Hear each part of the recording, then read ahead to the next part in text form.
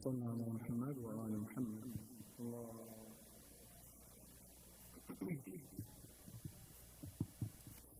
أعوذ بالله من الشيطان الرجيم. بسم الله الرحمن الرحيم. الرحمن علم القرآن خلق الإنسان علمه البيان الشمس والقمر بحسبان والنجم والشجر يسجدان والسماء رفعها ووضع الميزان ألا تطغوا في الميزان وأقيموا الوزن بالقسط ولا تخسروا الميزان والأرض وضعها للأنام فيها فاكهة والنخل ذات الأكمام والحب ذو العصف والريحان فبأي آلاء ربكما تكذبان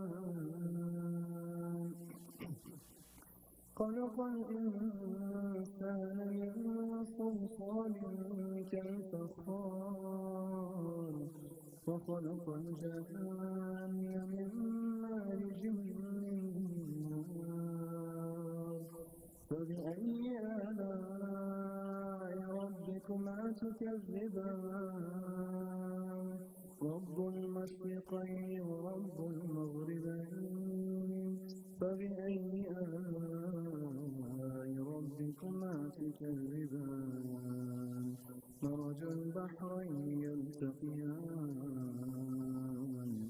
بينهما برزخ لا يبغيان فبأي آلاء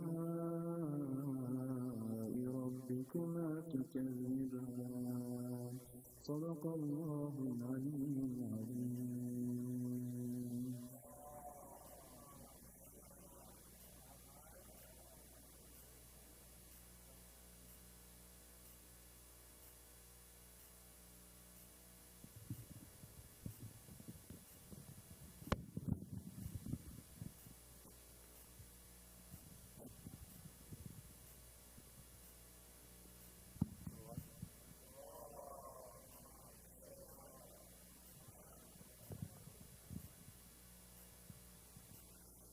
I begin in the name of Almighty God, the entirely merciful, the especially merciful, the one who has created everything in utmost perfection.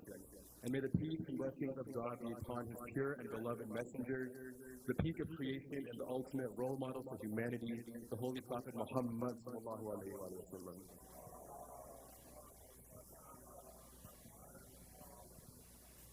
And may peace and blessings be upon his immaculate progeny of the Ahlulbayt, peace be upon them, and especially the Imam of our time, the awaited Savior Imam Ali, Ajallallahu ta'ala.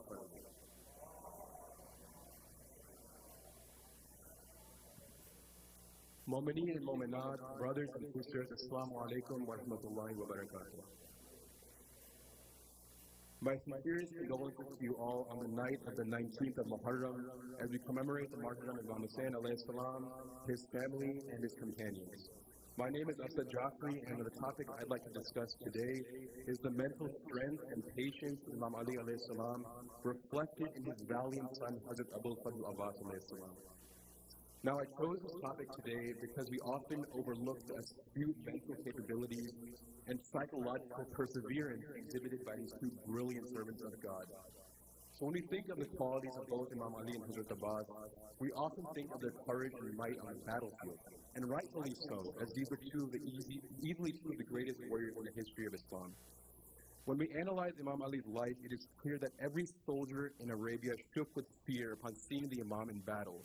From hurling the gate of Khaybar to eviscerating Amr ibn Wid at Khandaq to straight up terrifying Abu Sufyan at Badr, Imam Ali had an unrivaled place in the hierarchy of Arabian soldiers. He was always, perpetually victorious. No one would dare to cross him, and if they did, it would involve Asadullah al-Ghalib, obliterating the opposition. The saying, La Fatah illa Ali, La Sayf illa Zulfiqar, echoed across the plains of the Arabian Peninsula. There was no one like him in battle. Now, before I continue, take a step back. Think about the pride that you and I would develop if we had this much power. Think about the hubris that the average Qurayshi man would garner if they had this amount of monumental strength. Back in those days, and these days, power was all people wanted. It was all they cared about. Being a victor of battle meant you were treated like a king. You could have every single person in society bow down to you. Consider how an average person would approach the prospect of every single person submitting to them. Pride would go through the roof. However, Imam Ali was not like most Arabs. He was not like you or I. And now, let us examine why. Let's first look at what occurred during and after the event of Ghadir Khum. As we all know, after his last Hajj, the Holy Prophet of God stopped at a pond called Khum, and speaking to a crowd of more than 100,000 Muslims, he said the famous words, Man kunta mawla fahada aliyan mawla, and appointed Imam Ali as his successor and the next leader of the Muslims. Many of the crowd, including the most famous of the companions, congratulated the Imam for this noble achievement. However, so quickly did these Muslims turn on the appointed representative of God. As soon as the Holy Prophet passed away, some of the apparent Sahaba of the Prophet, the companions, showed their true colors. They became full of corruption, they directly disobeyed the Prophet, and seized the caliphate from Imam Ali. The Prophet was just barely beginning to be shrouded with a kafan, with a shroud, yet these tyrants had no remorse or care. All they wanted was power. Anyone who dared to defy these people were killed. Nearly every single person who pledged allegiance to the Imam and Qadir lacked any sense of courage and refused to stand up for their true leader. They cowered behind closed doors and silently accepted these shameful criminals as the leaders of Islam. Soon after, these same individuals killed the very daughter of the Prophet, the wife of Imam Ali, Sayyidah Fatima Zahra, the most pure woman to walk this earth, the one who was the link between Nabuwa and Imama, killed by these very same people, assassinated in vain by these hypocritical monsters. This, in turn, led to mass propaganda being disseminated by the caliph. The illegitimate rulers jumped at every opportunity to tarnish the name of the Imam. Anything to discredit him. They started cursing the Imam publicly and started to spread the notion that the Imam did not pray Salah. All of this done for power. Now, before we continue, reflect upon all this turmoil that the Imam had to internally deal with. Imagine how much stress and anger is coursing on the mind of the Imam. Imagine the rage coursing through his veins. His rightful place as ruler of the Muslims taken from him unjustly. His beloved wife, Sayyidatul Nisa al-Alameen, massacred in front of his very eyes. His status in society as a pious, God-fearing man questioned across the pulpits and eventually taken away from him. All the people who pledged allegiance to him and Qadir, gone. The Imam nearly lost everything. What would you or I do if all these calamities happened to us? Much less Arabia's unrivaled champion of battle. The man who, with a flick of his sword, could have eviscerated these degenerate human beings that wronged him. Imam Ali could have ended these people in the blink of an eye. He could have rose up, fought back, take back what is rightfully his. But no. The Imam had a commitment to hold on to. He would not incite a fitna or discord for the sake of ego. The pressure and anxiety on the Imam's mind was unimaginable. How can Islam's greatest warrior in the land put up with such strenuous mental trials? Think of the psychological astuteness that circled his mind as he threw pride, as he rejected hubris with every part of his existence. Here, Imam Ali showed us who he truly is, that he was not a typical egotistical man. He exemplified that true strength is psychological. Dismantle the ego and find solace in God through mental perseverance. Salawat.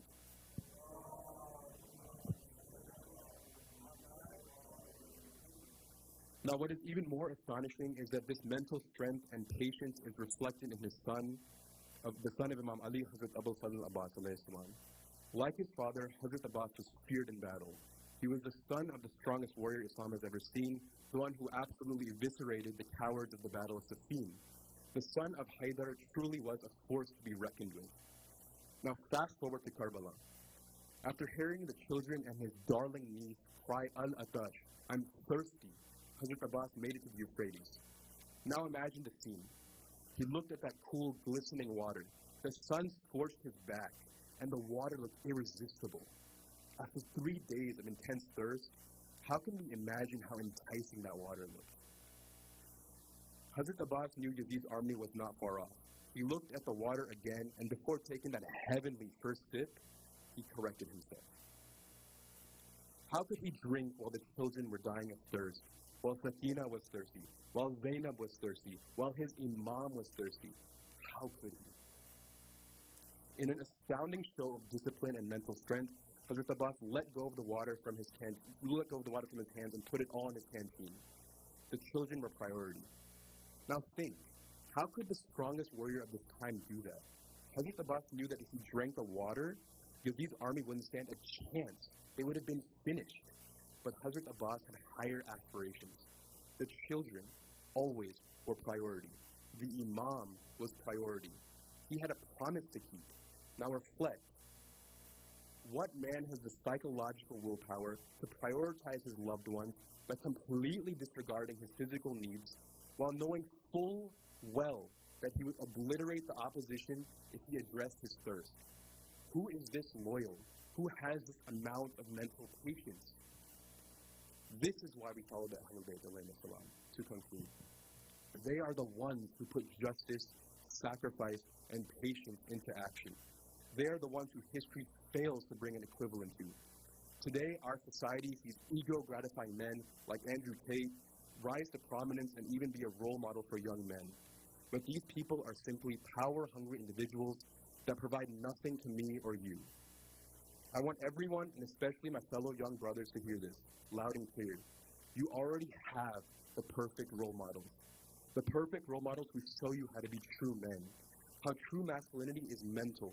Physical strength is important, don't get me wrong, but actual strength as a man is defined through patience and perseverance. Feel confident and inspired by these shining lights of guidance as you navigate life today. Alhamdulillah, truly, for these luminous personalities. Salawat Muhammad wa alayhi Muhammad.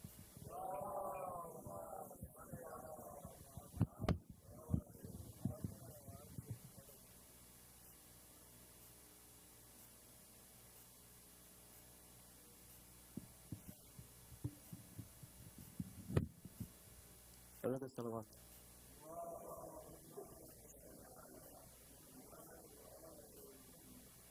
Assalamu alaikum, brothers and sisters. Thank you all for coming. We have with us tonight our dear scholar, Sheikh Salim. Could you please help me to welcome him up with a loud salawat ala Muhammad wa ali Muhammad.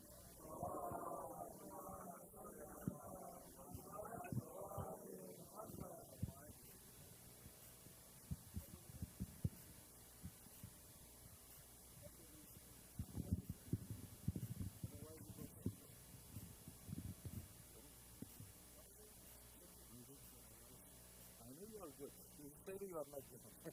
What is this doing? Allah.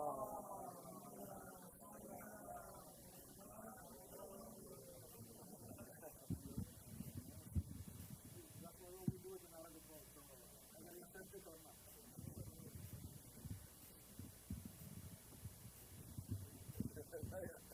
You have to say it this way.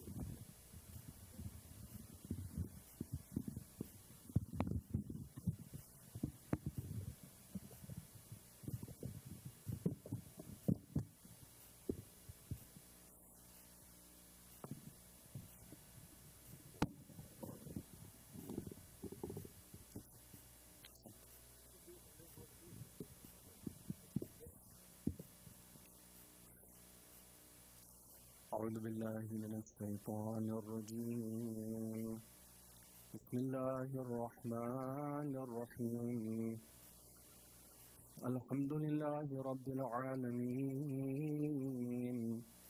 لا حول ولا قوة إلا بالله العلي العظيم. والصلاة والسلام على أشرف الأنبياء والمرسلين وخاتم النبيين وسيد المرسلين أبي القاسم محمد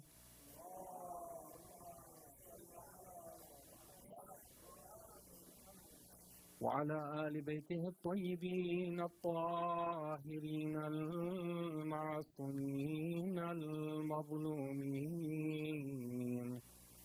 ولعن الله الدائم على أعدائهم أجمعين من ليلتنا هذه إلى قيام يوم الدين.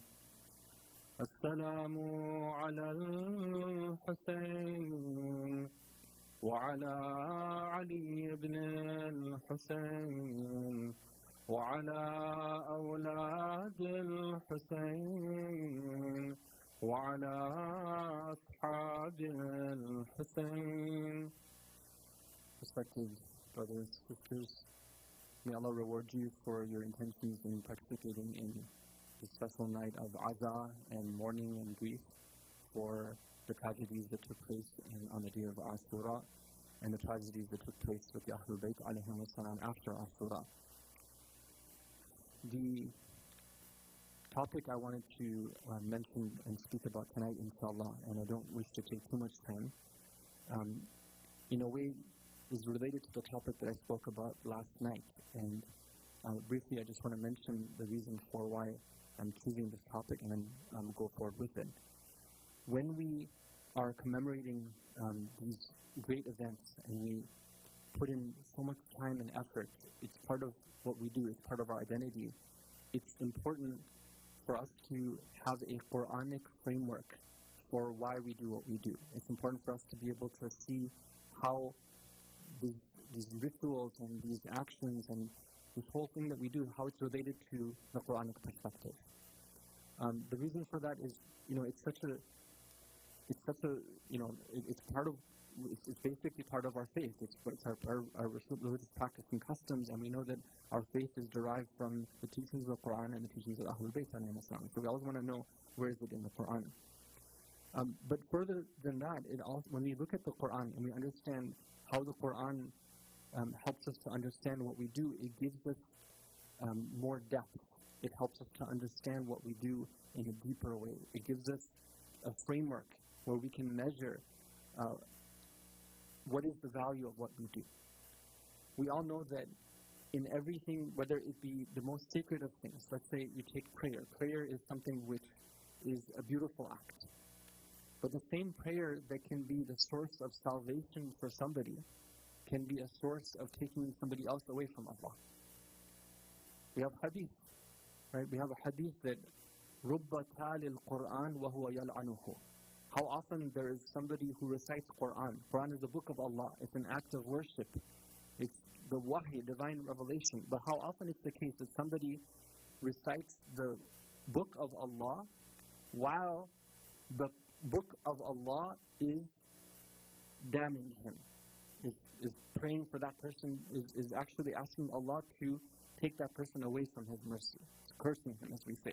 Not cursing as in using foul language. But cursing meaning like a damnation, like asking Allah to remove that person from His mercy. So an act can either be a pure act, an act which is an act of worship, it can, if it's not done properly, it can be a means of taking somebody away from Allah's mercy. And of course it can be a way of taking somebody towards Allah's mercy. So we need to understand, what is it, this act of azadari that we do, this act of mourning, what is the Quranic basis for it, and how can we then use it to measure the value of what we do? Last night we looked at one of the ayat from Surah Al-Isra, where Allah clearly mentions Ash-Shajaratul Mal'una, the accursed tree. And we talked about how there's no doubt that that accursed tree refers to the Bani Umayyah and the likes of Bani Umayyah. And it's something which has been left in history as evidence, as a proof. Anybody who reads the Quran, they study it, they would come across this, they would be like, what is this tree? Like, what does it represent? And we talked about how it's something which connects even to our times as well. And how there's a very beautiful ayah which talks about how the Prophet and the Ahlulbayt were given consolation by means of Tawheed in this ayah. So it connected all these themes, the theme of Tawheed, the theme of Bani Umayyah, and this theme of consolation, and all came together, and that's one of the ayahs we can use to understand why we do what we do. The ayah that I've chosen to focus on for this evening is a famous ayah that all of you, I'm sure, are familiar with, which comes from the story of Nabi Yusuf alayhi salam. Ala nabina wa alayhi as-salam. He was at salawat.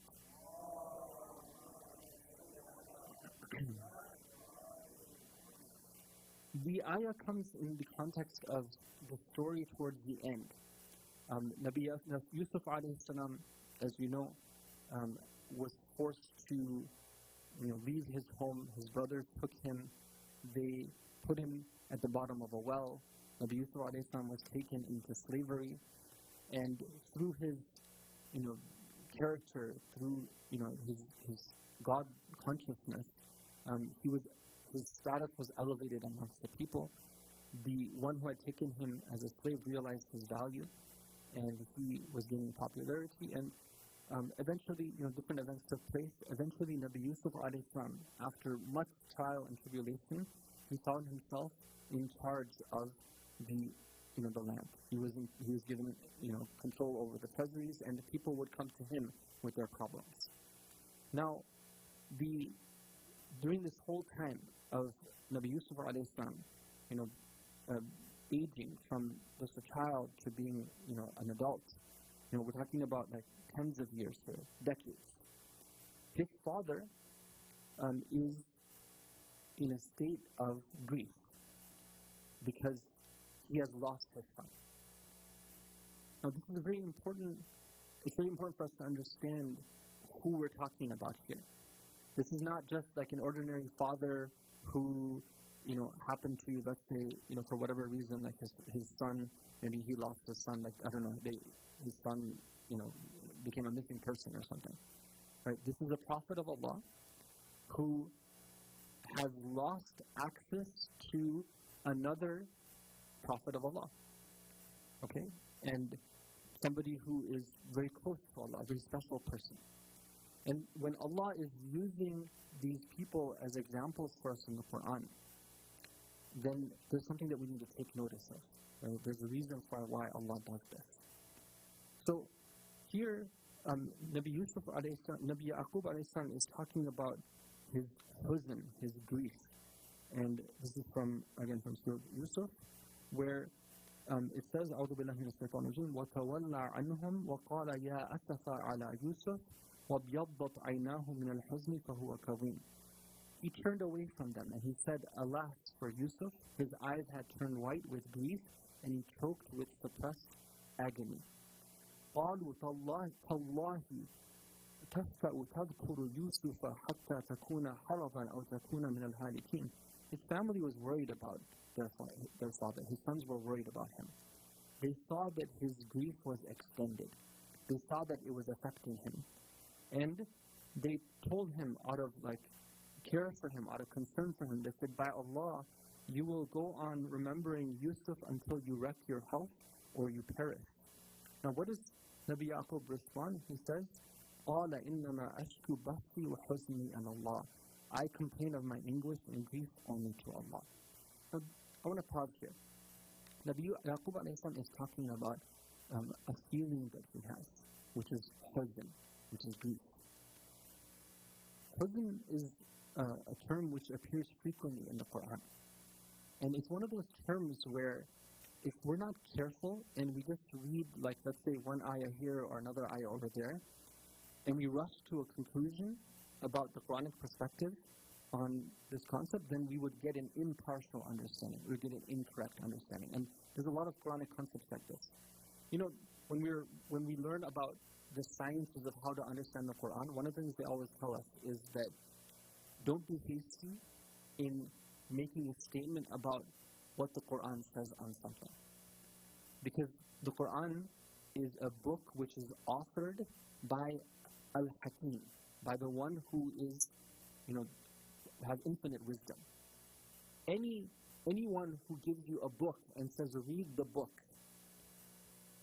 when they do so with wisdom, you know that every word in that book has importance, from the beginning to the end.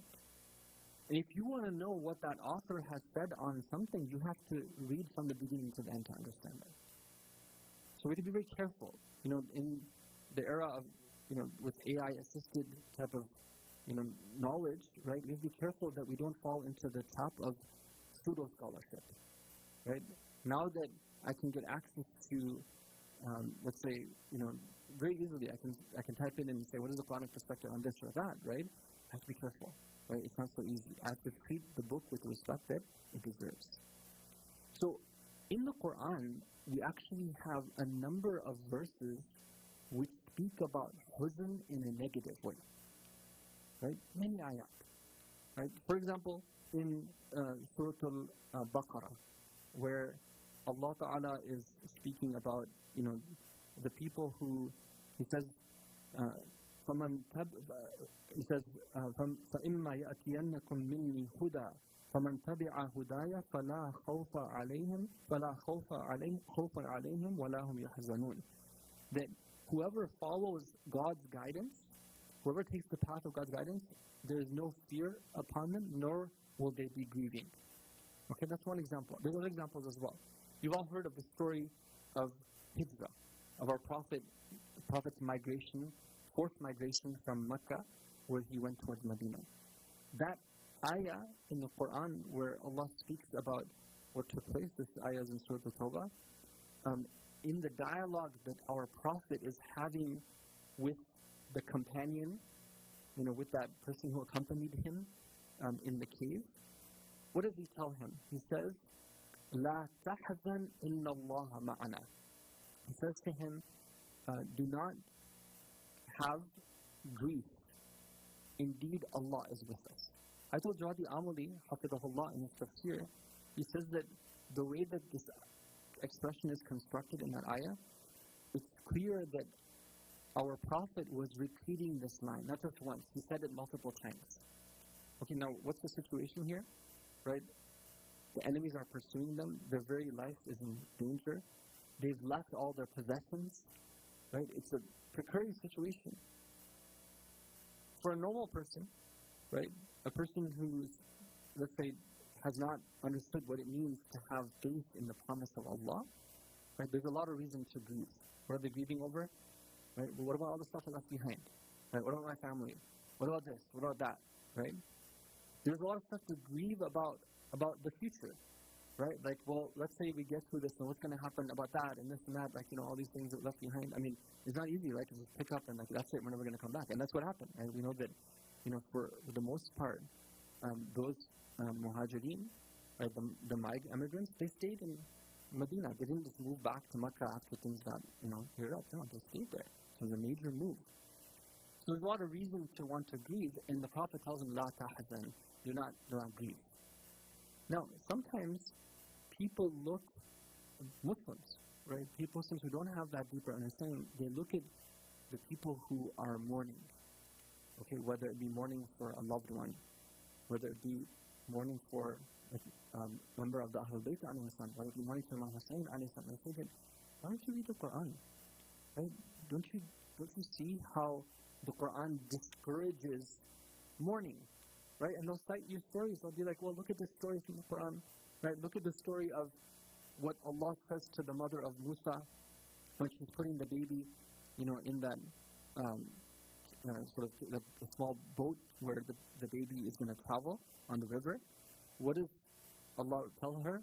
La takhafi wa la tahzani. Don't have fear and don't grieve. Right?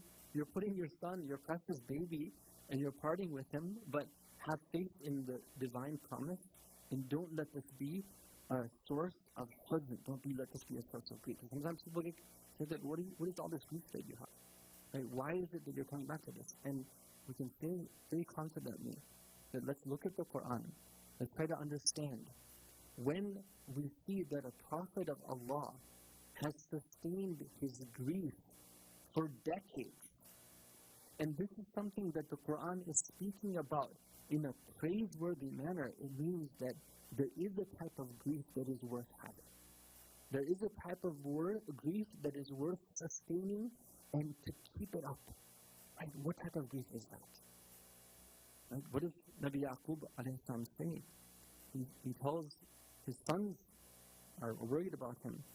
He says that إِنَّمَا أَشْكُو بَثِّي وَحُزْنِي إِلَى اللَّهِ. I have a type of grief, and I have a complaint that goes along with it. But this type of grief is a type of grief which is in Allah. Right? It's a type of grief which is divine in nature. If you go back to what the Prophet was telling that accompanying person in the cave, what does he tell him? He says, لَا تَحْزَنْ إِنَّ اللَّهَ مَعَنَا. His grief is a grief which has an absence of Allah from it. Right? لَا تَحْزَنْ, don't grieve. And the Prophet is telling him, don't grieve, because indeed Allah is with us. The type of grief that that person was experiencing was an experience of a grief that is absent of Allah. But the type of grief, and that's something which he tells him don't have. He rebukes him for that.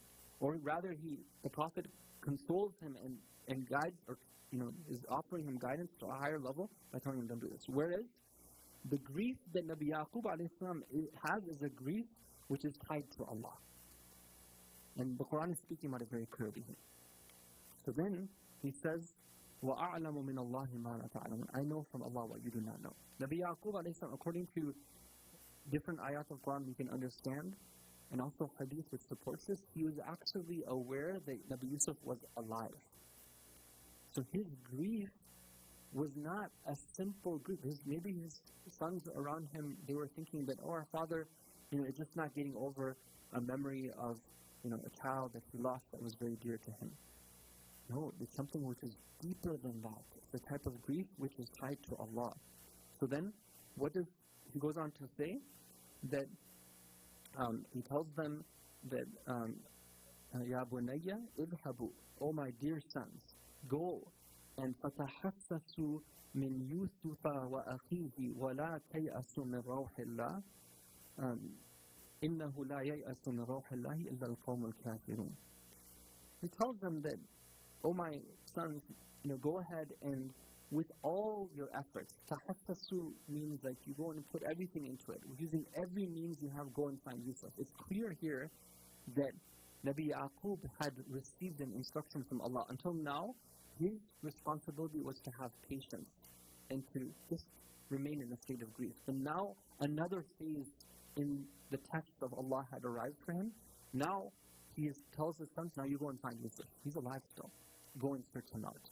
So his sons go and they find him. Now, Nabi Yaqub mentions something really important here. He says that La tayasu min rawhillah. We have two words in Arabic. Okay, one of them is the gham, and the other one is the rawh. Okay, gham means sadness, and it comes from the Arabic word ghamam, which means clouds. Okay, now why is it that sadness is related to clouds? Because when clouds come in, they cover up the sun. Right? And when the sun is covered up, suddenly, like what was bright, what was light, it becomes darkened. And suddenly what was warm becomes cool. Right? So, gham, that word that's used for like grief in Arabic, it actually refers to like it depicts what happens inside the heart of somebody. Right? Where when they enter into a state of grieving, it's like before there was that warmth, now they feel that cold. Before there was that brightness, now they feel that darkness. They're down, they're dark. Rawh, on the other hand, it comes from the Arabic word rih. Rih means wind. Rawh means like the spirit and like the kind of the mercy and that type of feeling of hope. Okay? Now, it's very important, like these terms, they have like a lot of meaning behind them. Because there is one type of clouds, when it comes along, it covers up, and then it leaves somebody, and it leaves like everything kind of just dark, and it's a bit depressing. Okay?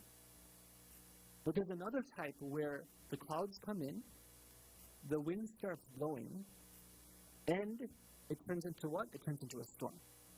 Right? So now the clouds which were there, suddenly rain starts to fall from them. And when the rain falls, there's some special feeling that you experience. That before it was just darkness, but now there's a type of peace that comes along with that darkness. And then usually, after the clouds have come and the rain has fallen, then it comes time for the clouds to go away, and the sun that shines is brighter than it was before. It's a different experience altogether.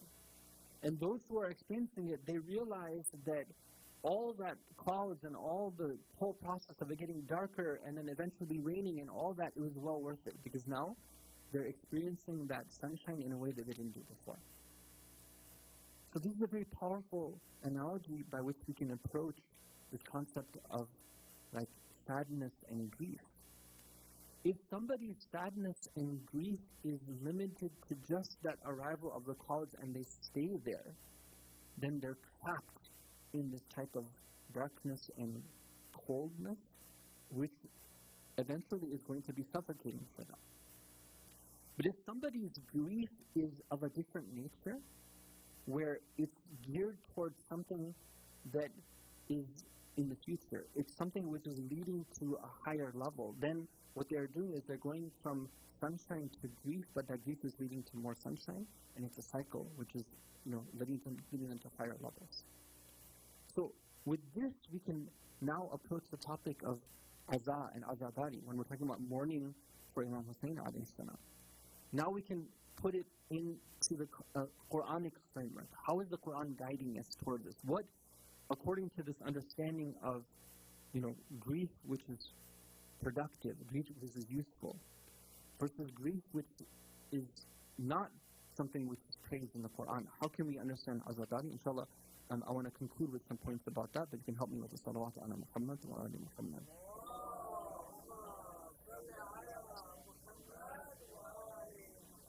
So when is azadari, when is the commemoration something which we can say is not praiseworthy? Okay, like when the Prophet tells that person, he says, don't grieve. This is not the type of grief which is good for you. Number one, when it's something which is purely related to the self as opposed to being divine. Okay? When somebody is grieving and there's selfish reasons, and what kind of selfish reasons were there? For example, let's say that somebody is doing it to impress other people. Right? Inshallah, everyone's intentions are always pure, but sometimes it can happen, right? Especially in the age of social media. Right? It can be something which potentially could be there. We have to be aware of that our intentions should be for the sake of Allah. Number two, it should be, when we're talking about not being related to the self, nafsi, not being selfish, it shouldn't be when it's something which is related just to my preferences and my tastes. We see a lot of efforts being put out, especially on social media, of different reciters coming and putting out videos and clips, recitations, and picking beautiful tunes and beautiful words, and Allah help those people who are doing that for sincere reasons, and we appreciate that. But we have to be careful, that we have to understand what our paradigm here is. Obviously the closest paradigm that people who are producing videos with sound and sound was meant to be attractive, the closest paradigm that they would refer to is the music video paradigm, right? Which caters to what? It caters to people's personal preferences and their tastes. Why do I like this music? Because it sounds good. I enjoy it. We have to be careful that our azadari is not based on that. Oh, that reciter was so good, right? Why? Because it really sounded good, right? It sounded good. It in a great voice. Okay, well, and it really I really enjoyed listening to that reciter. Okay, fine, all right, but what about, are you going to take it beyond that, right? Is there anything goes beyond your own personal preference and taste, right? Because that type of grief, which is just related to your own personal preference and taste, that's something which is not the type of grief which is promoted in the Quranic perspective. Okay, that's number one. The second one is that when our azadari is, Allah is absent from us, right? What does the Prophet say? Inna Allah ma'ana. La tahzan inna Allah ma'ana. That type of grief, it doesn't have Allah, that's not the type of grief that we want to support. Whereas the grief of Nabi Yaqub is, Innama ashku abasi wa huzni ila Allah. It's to Allah. So Allah has to be there as well. We have to ask ourselves how much of our azah, it has that framework of being related to Allah. We have to be careful about it. Of course, we know that the people we're mourning are people of Allah. Right? We're mourning their mission, which is a mission related to Allah. But sometimes it can be reduced to just a type of tragedy, human tragedy, or Allah is absent from it. And if you were to replace these people with anyone else, then it would be the same thing. Well, there's something wrong with that. We have to be careful about that. Finally, the third point is that when we have a type of azadari which is not accompanied with what I mentioned, the rawh ilahi. Okay, the Nabi Yaqub is talking about having huzn, but also having rawh. Right? There has to be something that we're looking forward to as well. Right? When it's just grief and there's no future to that grief, then there's something missing from that. On the other hand, let's look at that type of azadari, that type of mourning commemoration which is promoted from the Quranic perspective. Number one is that it has nothing but Allah to impress. It's purely for the sake of Allah. Number two is that similarly to how the clouds turn into rain, right, and that rain then it yields a result, similarly our azadari, our grief should have that component as well too in it. We should be asking ourselves, okay, I'm spending this time, all this effort, in azah. I'm here to spend a night of azah.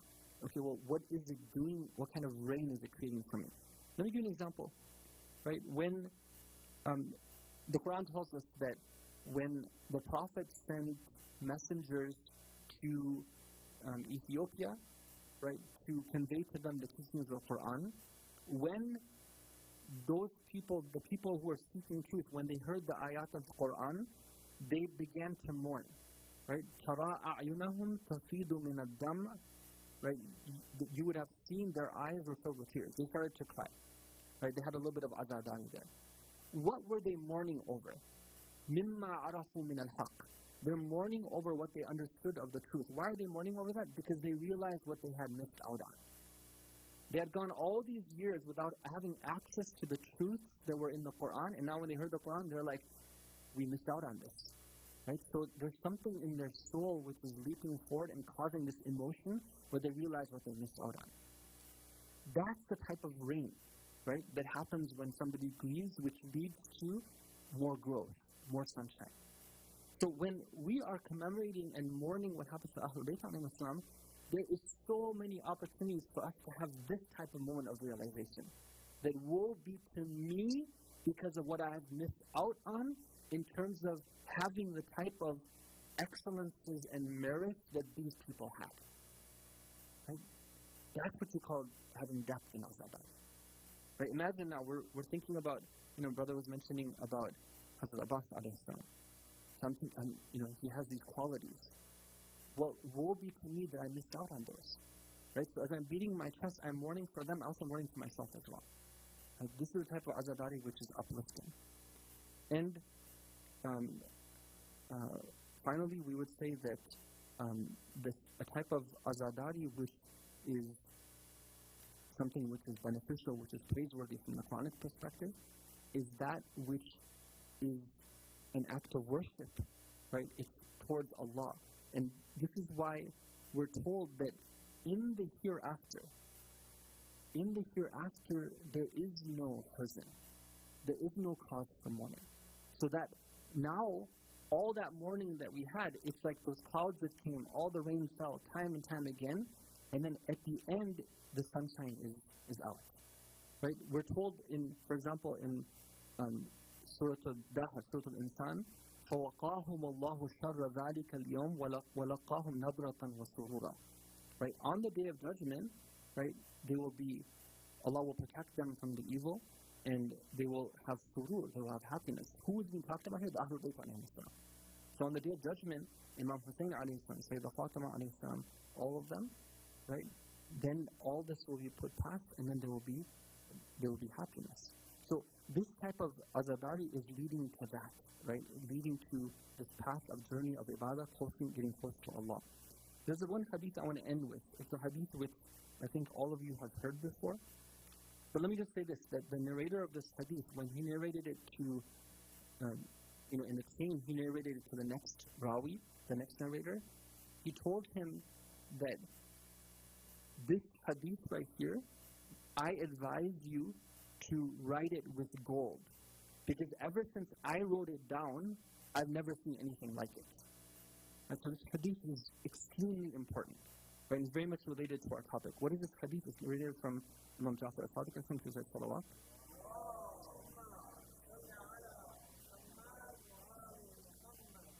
He says that nafasun al-mahmum lana al-muqtam li-mazlimatina kasbih. He says that when somebody draws a sigh of grief for us, the Ahlulbayt alayhi salam, one who is filled with gham and grief over our injustices, it is a tasbih. It's actually a glorification of God.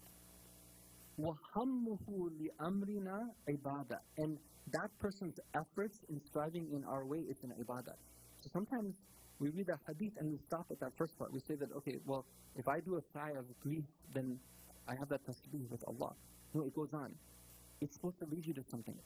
هَمُّهُ لِأَمْرِنَا. You're supposed to now have that motivation to strive for the mission of the Ahlulbayt. So our azadari is supposed to take us in that direction. And then it continues.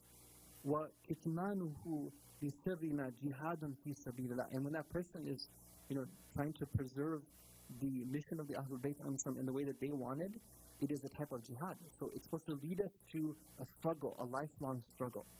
So this is the hadith that, that narrator said that if I could, I tells him write it in gold. So with that, we ask Allah Ta'ala to count us among the true azadaran of the Ahlulbayt alayhim as-salam. And we hope that these efforts are accepted. We pray that Allah Ta'ala accepts the efforts of all the organizers of these programs, the reciters. There's a lot of effort that goes behind that, and we appreciate that. May Allah reward you for everything. Please have salawat ala Muhammad wa alihi.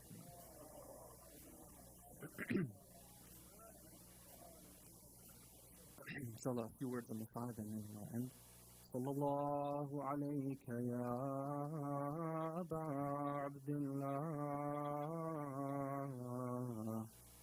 Sallallahu alayka ya Ibn Rasulullah. Sallallahu alayka ayyuha al-maqtum. عطشانا بكربلا.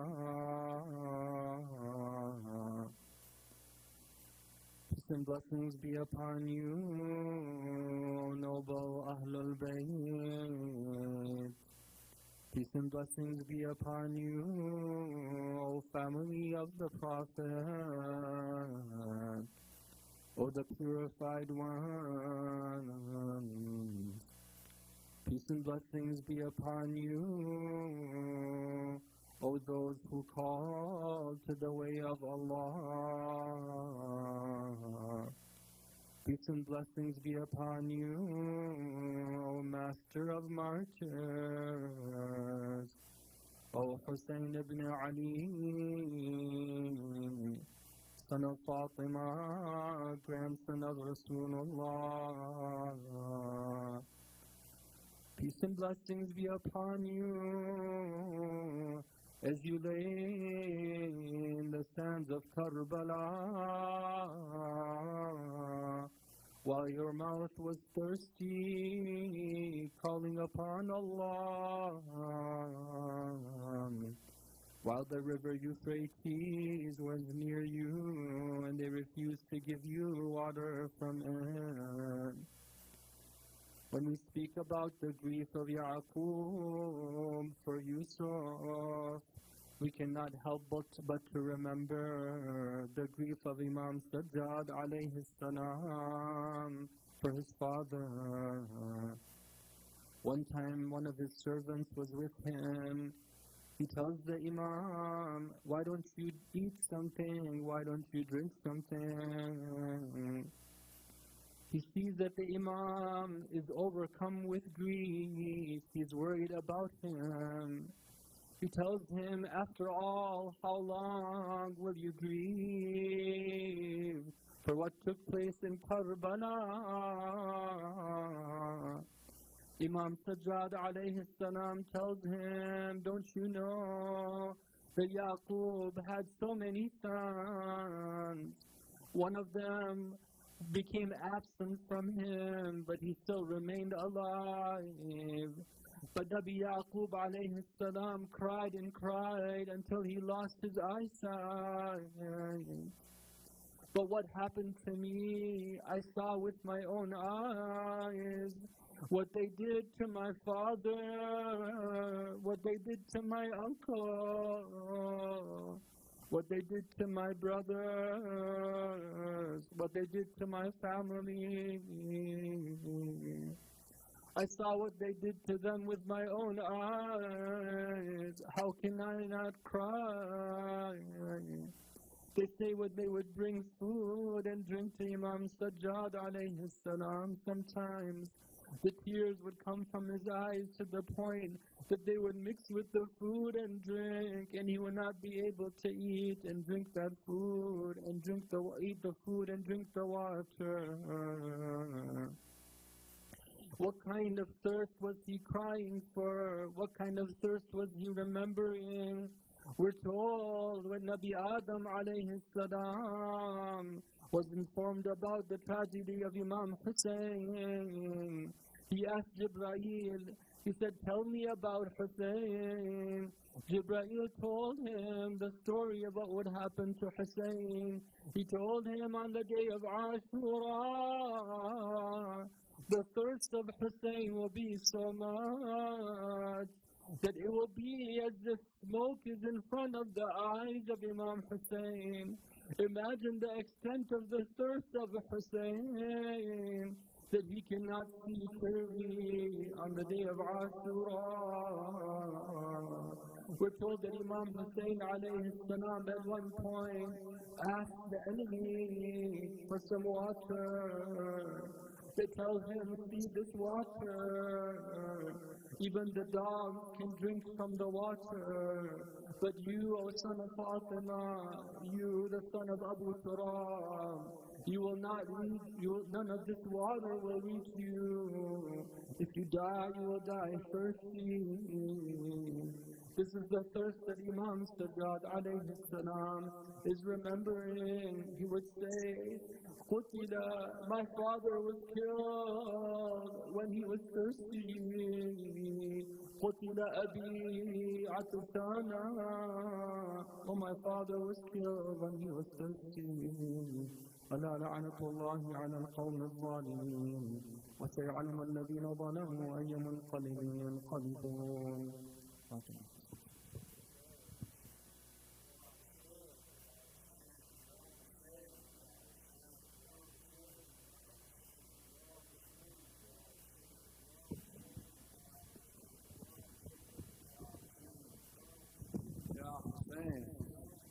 Ya Hussein.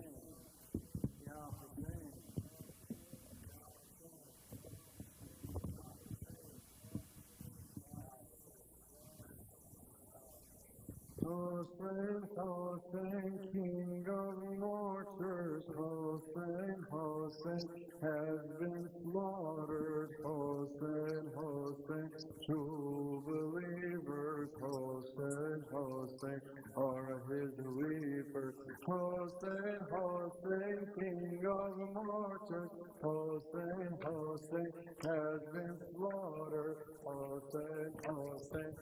Come forward, please, inshallah. Hussein, Hussein, are his reaper.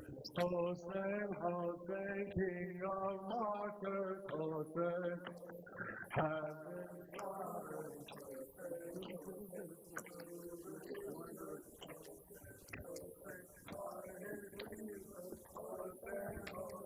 King of martyrs. Hussein, Hussein. Hussein, Hussein, are his weepers, say it. Here I lie, Ya Mawla, run to before I die. Here I lie, Ya Mawla, to me before I die. Oh, my uncle, there's my blood. Let me see you one last time. As I'm leaving, going further, I'm seeing your murder. Everyone! As I'm leaving, going further, I'm seeing your murder. I'm a martyr's life for you, to be sacrificed for everyone. Hassan, come forward, you, to be sacrificed for you. Oh, there will be place for you, when no one remains for you, when no one remains.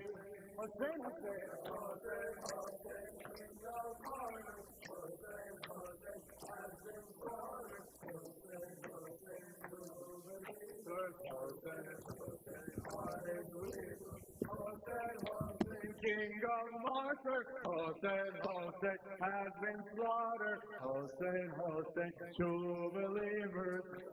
Hussein are his weepers. What a pain, Ya Hussein, while we die upon this plain. What a pain, Ya Hussein, while we die upon this plain. Where's Muhammad, where's Salim? Your soldiers so young have been slain. All the loved ones, all the loved ones that you carry, all the young ones you bury. Say it! All the loved ones that you carry, all the young ones you bury. Now you witness all your sons, swear to you by the Quran. Now you witness all your sons, swear to you by the Quran. We will serve you on and on. Hussein, Hussein, Hussein, John. Hussein, Hussein, Hussein, Hussein, King of God. Hussein, Hussein has been slaughtered. Hussein, Hussein, true believers. Hussein, everyone. Hussein, Hussein, King of martyrs. Hussein, Hussein, Hussein, Hussein, true believers. Abbas, Ya Abbas, you're the bravest of us. Say it! Abbas, Ya Abbas, you're a reminder that Ali is above us.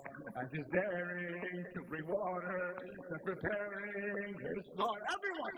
He's daring to bring water, and preparing his slaughter. Oh, flag bearer, where's your hand? Is it bleeding on the sand? Oh, flag bearer, where's your hand? Is it bleeding on the sand? Will Sakina understand? You were loyal to her command. You were loyal to her command. Hussein, Hussein, King of Masha. Hussein, Hussein has been slaughtered. Hussein, Hussein, true believer. Hussein, Hussein, Hussein, Hussein, King of martyrs. Hussein, Hussein has been slaughtered. Hussein, Hussein are his weepers. Now it's done, all is done. Hussein, you're the only one. Now it's done, all is done. Hussein, you're the only one. Here comes Shimmer with his sword. His shadow blocks the setting sun. Is there no soul that will serve you? Master Angel will deserve you. Is there no soul that will serve you? Master Angel, Hussein, who will help you now? It's not true, God won't allow. Say it! Hussein, who will help you now? It's not true, God won't allow him to kill you. Why and how? Or you to whom the angels bow? Or you to whom the angels bow? Hussein, Hussein, King of Hussein, Hussein. Hussein, Hussein, true believers. Hussein, Hussein, on his Hussein, Hussein, King of martyr. Hussein, Hussein has been slaughtered. Hussein, Hussein, Hussein, Hussein. Then the feet, now the heat, piercing pain from neck to feet. Then the feet, now the heat, piercing pain from neck to feet. Master all the earth, the heavens, with the day of your near you your sister, you're dying. It's your mother who's crying. Your sister, you're dying. It's your mother who's crying. Mother, now that death is near, I smell his fragrance, his tears.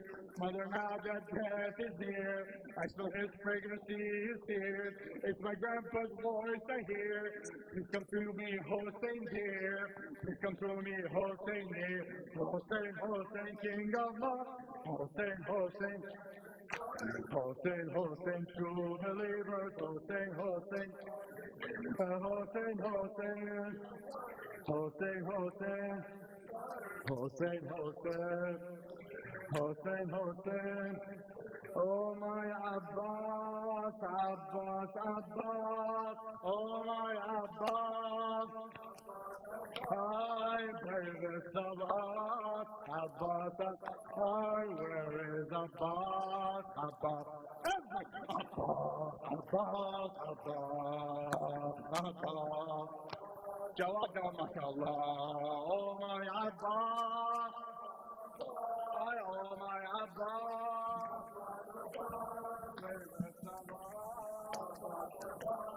where is Abbas?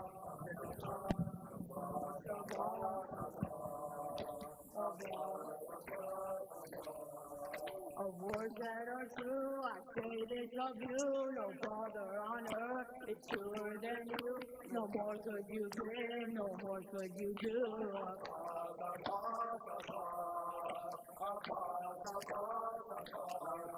This uncle of mine, so tall and so strong, will soon quench my thirst before long. To say he has died, but they must be wrong.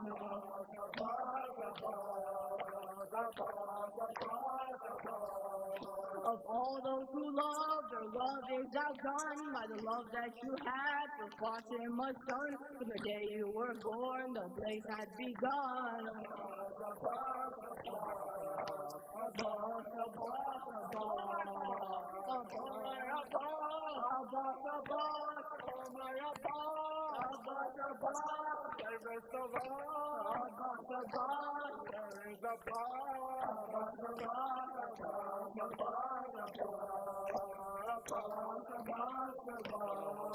Who else can claim that Imam Ali wanted no other and called out his name? My back is broken. Who else to remain?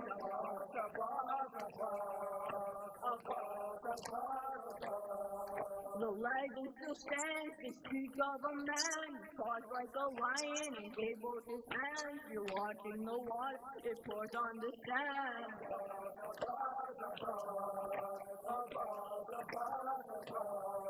The bridges are down in our land today. The bonds of injustice have made it away. Our men are in prison, our children in pain.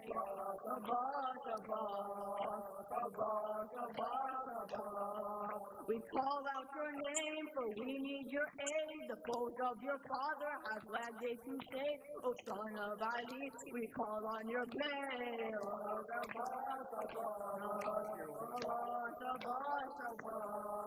Don't tell me of heroes, there's only a boss. Protector of Hussein, the one Ali trust. They touch him and stab him, but he's still with us.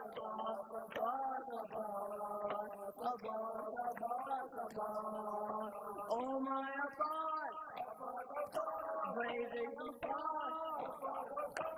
Brave is the God. Abbas, Abbas, where is Abbas? Abbas, Abbas, Abbas, Abbas,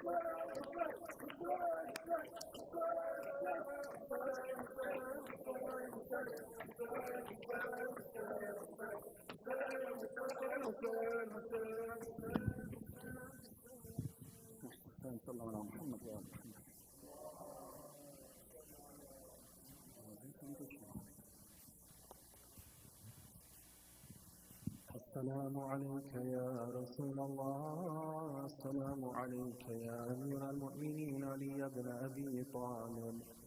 السلام عليك يا فاطمة الزهراء سيدة نساء العالمين. السلام عليك يا حسن المجتبى. السلام عليك يا أبا عبد الله. السلام على الحسين وعلى علي بن الحسين وعلى أولاد الحسين وعلى أصحاب الحسين وعلى 9 المعصومين من ذرية الحسين. السلام عليك يا مولانا يا صاحب العصر والزمان. عجل الله تعالى فرجك وجعلنا من